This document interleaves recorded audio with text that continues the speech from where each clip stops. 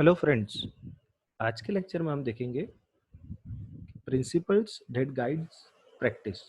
मतलब क्या होता है, आप जब कभी भी एक सॉफ्टवेयर डेवलप करते हो या एक मॉड्यूल डेवलप करते हो, तो वो डेवलप करने के दौरान जो आपका एक अप्रोच होता है, उसको गाइडेड अप्रोच बनाने के लिए कुछ प्रिंसिपल्स रॉजर प्रेसमैन सर ने दिए हुए हैं। तो आज के लेक्चर में हम वो प्रिंसिपल्स के बारे में डिस्कस करेंगे। ठीक है, okay. Software engineering knowledge basically दो सेगमेंट में डिवाइड कर सकते हैं। एक होता है सॉफ्टवेयर डेवलपमेंट नॉलेज और एक होता है सॉफ्टवेयर इंजीनियरिंग प्रिंसिपल्स। जहाँ तक सॉफ्टवेयर डेवलपमेंट नॉलेज का सवाल है, वो नॉलेज है कि जो आप एक प्रोग्रामिंग लैंग्वेज सीखने के साथ ही सीखते हो, और उसका हार्डली ड्यूरेशन, बिकॉज टेक्नोलॉजी इतनी क्विकली चेंज होती है, तो हार्डली उसका ड्यूरेशन 3 साढ़े 3 साल रहता है। हालांकि अब देखने जाए तो उससे भी क्विक हो चुका है आज। बट हाँ, सॉफ्टवेयर इंजीनियरिंग प्रिंसिपल्स वो है कि जो एक प्रोफेशनल डेवलपर, प्रोफेशनल प्रोग्रामर अपने थ्रू आउट द कैरियर के अंदर उसको फॉलो करना है। ये वो नहीं है कि प्रोग्रामिंग कैसे करेंगे, ये है कि प्रोजेक्ट कैसे डेवलप करेंगे। और इसको 3 साढ़े 3 साल काम में नहीं आएगा, इसको थ्रू आउट द कैरियर काम में आने वाला है। Is it clear? Okay, fine. आज के लेक्चर में हम जो टॉपिक कवर्स करेंगे वो है principles that guide processes, principle that guide practice, communication principle and planning principle. बाकी के पोर्शन हम नेक्स्ट लेक्चर में देखेंगे। फाइन जी। पहला portion principle that guide processes. इसमें पहला प्रिंसिपल क्या है? B agile. एजाइल का मतलब क्या होता है कि आपको क्विकली एडजस्ट होना है। यानी यहाँ क्या कहना चाहते हैं, whether the process model you choose is prescriptive और एजाइल। बिकॉज आप जानते हो प्रोसेस मॉडल काफी टाइप के होते हैं। वो आपका कैसा भी प्रोसेस मॉडल हो, आपका डेवलपमेंट कैसा होना चाहिए, आपका डेवलपमेंट अप्रोच कैसा होना चाहिए, एजाइल। इजीली और क्विकली एडजस्टेबल होना चाहिए। ऐसा नहीं है कि मैं रिजिड फॉर्मेट में चले जाऊँ, नहीं मैं तो यही करूंगा। ऐसा आपको नहीं रहना, आपको एजाइल रहना पड़ेगा। फाइन। सेकंड प्रिंसिपल क्या बोलते हैं? Focus on quality at every step. Majority developers कभी कभी क्या गलती करते हैं कि वो क्वालिटी के लिए डिस्कशन कब करते हैं? जब उनका एंड ऑफ द प्रोजेक्ट होता है। जी नहीं, आपको हर स्टेप पे ध्यान देना है। जब आपकी एक स्पेसिफिक एक्टिविटी कंप्लीट होती है, एक टास्क कंप्लीट होता है, तो उसको चेक कीजिए कि आया इसमें जो क्वालिटी मैंने सोची थी इतनी मुझे डिलीवर हुई है या नहीं हुई है। फाइन जी। थर्ड प्रिंसिपल क्या है? Be ready to adapt. आपको चेंज को एडेप्ट करने के लिए रेडी रहना पड़ेगा। ये कोई रिलीजियस एक्सपीरियंस नहीं है कि भाई हाँ ये तो हो गया तो हो गया। जी नहीं, आपको एज पर द अप्रोच, जो आपका अप्रोच है थोड़ा एडजस्टेबल होना चाहिए। किसके हिसाब से? आपके जो आपका स्टेक होल्डर है वो आपको कुछ चेंज करने के लिए बोल रहा है, या कुछ दौरान प्रोजेक्ट कुछ दिक्कत आ रही है, तो आपको एडेप्टिव रहना पड़ेगा। आप नहीं बोलेंगे नहीं मैं तो यही करूंगा। ठीक। Principle number fourth, build an effective team. ये बहुत ही इंपॉर्टेंट है। आप जब कभी भी आपका सॉफ्टवेयर डेवलप करेंगे, तो उससे पहले आपको क्या रखना है? इफेक्टिव टीम डेवलप करनी है। Software engineering process and practice are important, but the bottom line is people. Because यही लोग तो काम करने वाले हैं। अगर आपने उसमें इफेक्टिव टीम नहीं बनाई, तो आप ये मत सोचना कि आपको एक इफेक्टिव और एक वैल्यूड सॉफ्टवेयर मिल सकेगा। फाइन जी। प्रिंसिपल नंबर 5 क्या है? Establish mechanism for communication coordination. आपको पे ऐसा अप्रोच डिफाइन करना पड़ेगा कि जो कम्युनिकेशन और कोऑर्डिनेशन कर सके। किसके बीच में? कम्युनिकेशन एंड कोऑर्डिनेशन आपका स्टेक होल्डर और आपके डेवलपर्स के बीच में। ऐसा ना हो कि आप कुछ डेवलप कर रहे हो, स्टेक होल्डर उससे उसको पता ही नहीं कि आप ये डेवलप कर रहे हो, और बाद में जब आप डेवलप कर के बताते हो तो पता चलेगा कि यार मैंने ये कहाँ बोला था, ऐसा थोड़ी ना कर रहा था। तो ये जो गैप आ रहा है, ये आपको कम करना है। इसलिए क्या बोलते हैं? Establish mechanism for communication coordination. सही। ओके। सिक्स्थ प्रिंसिपल क्या है? Manage change. जो ऑलरेडी हम आ चुके हैं, that is be ready to adapt. वही format, manage change. The approach may be either formal or informal, but mechanism must be established to manage the way of changes are requested, assessed, approved and implemented. आपको जो हिसाब से customer, stakeholder, end users आपको बोल रहा है, उस हिसाब से आपको चेंजेस करके देने ही रहेंगे। फाइन जी। सेवेंथ स्टेप है, प्रिंसिपल है एसेस द रिस्क। आप जितनी भी चीजें यहाँ पे आप एस्टैब्लिश करने की कोशिश कर रहे हो, तो पॉसिबल है कि बंदा डेवलप कर रहा है तो उसमें कुछ गलती हो सकती है। तो आपको ये आपका सेकेंडरी प्लान प्रिपेयर होना चाहिए कि अगर ऐसा होगा तो मैं कैसे करूंगा। इसलिए लिखा है it is essential that you establish contingency plans. ऐसा नहीं हो कि आपका प्रोजेक्ट का कॉस्ट बहुत बढ़ जाए, अब हर बार ट्रायल एंड एरर मेथड जाके करने लगो। Fine, okay. एट प्रिंसिपल क्या है? Create work product that provides value for others. ऐसा नहीं काम करना है कि सिर्फ ओके प्रोजेक्ट बना दिया पर उसका कोई मकसद नहीं है, नहीं, उसका कोई मकसद होना चाहिए। इसलिए क्या बोला है? That provide value for other process activity actions और टास्क। इसलिए आपको वैल्यू एडेड काम करना है। फाइन जी, ये 8 प्रिंसिपल थे जो आपको याद रखने जब आप प्रोसेस के बारे में डिस्कशन करते हो। मतलब आप जब थ्रू आउट द डेवलपमेंट पे के दौरान आपको प्रिंसिपल्स का ध्यान रखना है जी। अब आ रहा है प्रिंसिपल डेट गाइड प्रैक्टिस। इसमें पहला प्रिंसिपल क्या है? Divide and conquer. ये तो हम जानते हैं, पूरे प्रोजेक्ट एक बंदा तो नहीं कर पाएगा, वो सेग्रीगेट करना पड़ेगा मुझे। इसलिए क्या बोलते हैं? Stated in one more technical manner, analysis and design should always emphasise separation of concern. मैं क्यों हर एक लोड लो? Let project be divided into n numbers of parts, और इसको एन नंबर्स ऑफ इंडिविजुअल्स के बीच में डिवाइड कर देने में, ताकि हर बंदा अपने पोर्शन का खुद टेंशन ले। मैं क्यों सबका टेंशन लेके इस पर फिरूंगा? इसलिए सेपरेशन ऑफ कंसर्न बोलते हैं। क्यों? इफेक्टिव और अच्छा प्रोडक्ट बनाने के लिए। फाइन, प्रिंसिपल टू क्या? Understand the use of abstraction. अब हर दौरान आप पूरा डिटेल नहीं देंगे, आपको उसको स्मॉल एब्स्ट्रैक्ट फॉर्म में आपके काम को प्रेजेंट करना पड़ेगा। ऐसा नहीं है कि आप हर बार डिटेल्ड समझाने की कोशिश करेंगे। जैसे लिखा हुआ है, it core an abstraction is simplification of some complex element of a system used to communication, meaning in a single phrase. आपको बहुत डिटेल नहीं समझाना। Principle number 3 that is strive for consistency. आपकी कोशिश रहनी चाहिए, आपको जिद्दोजहद कहाँ रहना चाहिए कि आपको कंसिस्टेंसी मिल जाए। क्यों? बिकॉज अगर प्रोजेक्ट आपका कंसिस्टेंट रहेंगे तो at the end of the project में आपको दिक्कत नहीं आएगी, वरना फिर रिवर्स प्रोसेस पूरा पूरा करना पड़ेगा।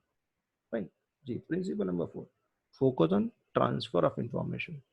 जब कभी भी आप आपके प्रोजेक्ट कर रहे हो तो आप जानते हो कि वो एनालिसिस, डिजाइन, कंस्ट्रक्शन, टेस्टिंग, ये फेजेस में जाने वाले हैं। तो आप जब ट्रांसफर कर रहे हो analysis to design, design to construction, तो आपका फोकस रहना चाहिए कि आपकी इंफॉर्मेशन कैसे ट्रांसफर हो रही है, ताकि एनालिसिस फेज में से जब इंफॉर्मेशन डिजाइनिंग में जाए उसको दिक्कत नहीं हो कि भैया तूने क्या करके भेजा। डिजाइनिंग वाली कंस्ट्रक्शन में जाएगी, कंस्ट्रक्शन वाला फिर से डिजाइन वाले को पूछना है कि ये क्या किया, मुझे कुछ पता नहीं चला। नहीं, आपको फोकस रहना पड़ेगा जी। Principle number 5, build software that exhibit effective modularity. जो आप पहले पॉइंट पे सेपरेशन ऑफ कंसर्न, वैसा ही modularity provide mechanism for realizing the philosophy. मतलब कौन सी फिलोसॉफी? के हर बंदा अपने पोर्शन में बेस्ट बना के देगा। Is it clear? ताकि सेपरेशन ऑफ कंसर्न वाला कंसेप्ट भी मेंटेन रहे। Principle number 6, look for patterns. Bright साहब क्या बोल रहे हैं कि the goal of pattern within the software community is to create a body of literature to help software developer resolve recurring problem encounter throughout all of software development. जो आपका recurring problems आ रहे हैं उसके लिए एक pattern define कर दो, ताकि जब कोई भी ऐसा प्रॉब्लम आए तो इजीली सॉल्व हो सके। फाइन जी। Principle number 7, when possible represent the problem and its solution from number of different perspectives। ऐसा नहीं कि आपने जो एक सॉल्यूशन प्रेजेंट किया वही सॉल्यूशन सच्चा है, आपको अलग अलग उसको पर्सपेक्टिव से समझाने की कोशिश करनी चाहिए, ताकि क्या हो कि प्रोजेक्ट आपका अच्छे फॉर्म से, मीन्स डिस्क्रिप्टिव डिस्कशन के बाद मिले। ऐसा नहीं कोई रिजिड अप्रोच है, भाई ये कह दिया तो ये कह दिया। फाइन जी। Principle number 8, remember that someone will maintain the software. ये बहुत ही इंपॉर्टेंट है। आपने तो सॉफ्टवेयर बना दिया, बट ये याद रखना है कि ये जब कोई बंदा मेंटेन करे तो उसको दिक्कत नहीं आनी चाहिए। आप आज एक सॉफ्टवेयर कंपनी में जॉब कर रहे हो, कल उठ के आप चले जाएंगे, आपने एक सॉफ्टवेयर बनाया हुआ है, अब वो मेंटेन करने के लिए दूसरी टीम है, अब आप तो हो नहीं। तो ऐसा नहीं होना चाहिए कि सॉफ्टवेयर का फंक्शनिंग बंद हो जाए। आप शायद सोचते होंगे ऐसा कि भाई मेरे बगैर वो नहीं चलना चाहिए, नहीं, हम इफेक्टिव डेवलपमेंट पे बात कर रहे हैं। फाइन जी। आते हैं नेक्स्ट पोर्शन पे, कम्युनिकेशन प्रिंसिपल। सो पहला प्रिंसिपल क्या है? That is listen. ये बहुत ही इंपॉर्टेंट है, मेजोरिटी लोग यही गलती करते हैं। क्या बोलता है? Try to focus on speakers words. जो बंदा कह रहा है उसके वर्ड्स पे आपका फोकस होना चाहिए। ये नहीं कि वो जो बोल रहा है उसका मैं रिस्पॉन्स क्या दूंगा, ये जरा ये नहीं चलेगा, आपको फोकस रहना पड़ेगा उसके वर्ड्स पे, फिर बाद में आप आपका रिप्लाई दो, कोई जल्दी थोड़ी ना। Principle number 2, prepare before you communicate. आप स्टेक होल्डर को spend the time to understand the problem before you meet with others. मतलब क्या, कि आप प्रॉब्लम जो स्टेक होल्डर ने समझाया है या बताया है उसको आप समझने की कोशिश करिए डिटेल में, और फिर बाद में कम्युनिकेट करिए, कोई जल्दी करने की जरूरत नहीं है। Principle number 3, someone should facilitate the activity. कौन सी एक्टिविटी, जो communication activity. Every communication meeting should have a leader to keep on the conversation moving in a productive direction.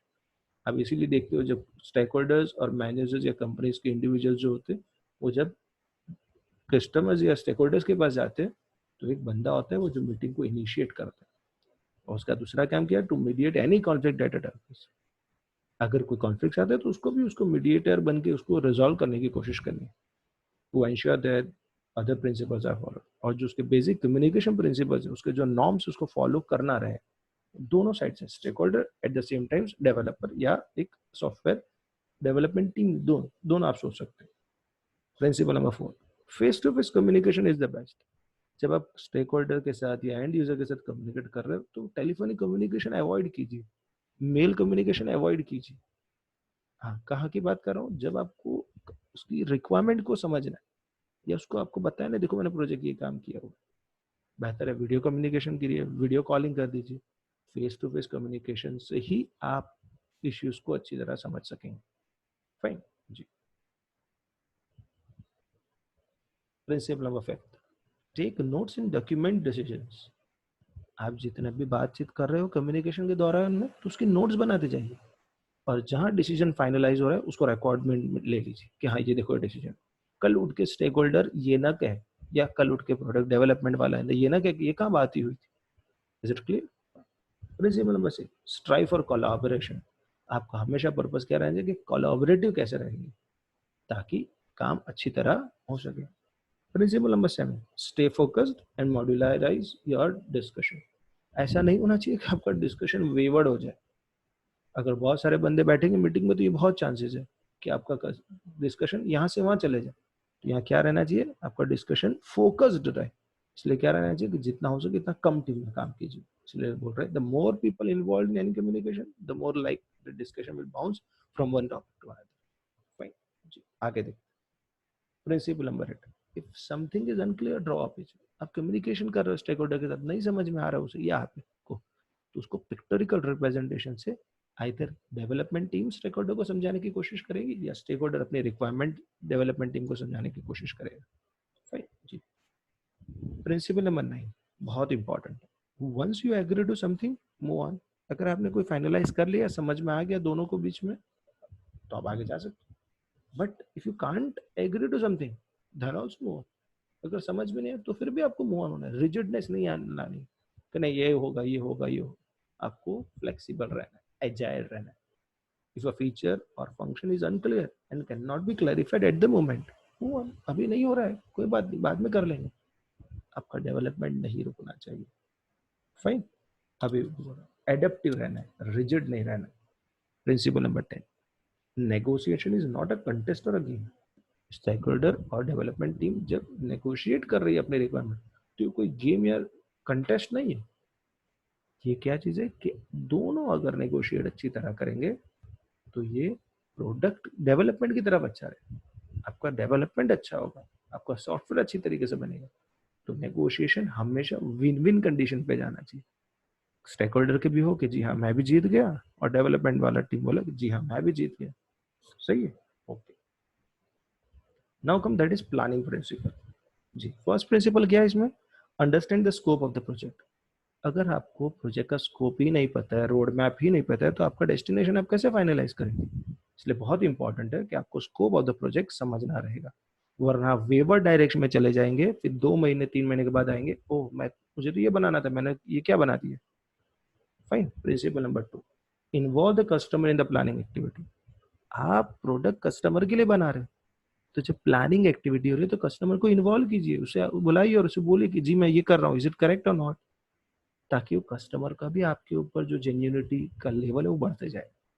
Principal number 3, recognise planning is iterative. कोई ऐसा नहीं हो सकता कि भाई हार्ड कोडेड नहीं है कि भाई लिख दिया हो गया, कोई पत्थर की लकीर नहीं है कि ड्रॉ कर दी तो बाद में वो नहीं मिटेगी। ये इटरेटिव रहने वाला है, आपको इसके अंदर चेंजेस आते ही रहेंगे, ये कोई एक सिंगल सेगमेंट नहीं है आपका। इसीलिए planning, designing, construction, testing, deployment, ये पूरी साइकिल शुरू ही रहेगी। फाइन, इसलिए क्या बोल रहे हैं, planning is iterative. As work begins it is very likely that things will change. वो चेंज आए तो उसको वापस आपको एडजस्ट करना पड़ेगा। जी, principle number 4, estimate based on what you know. आपको जो आता है वो बेसिस पे आप एस्टिमेशन कीजिए।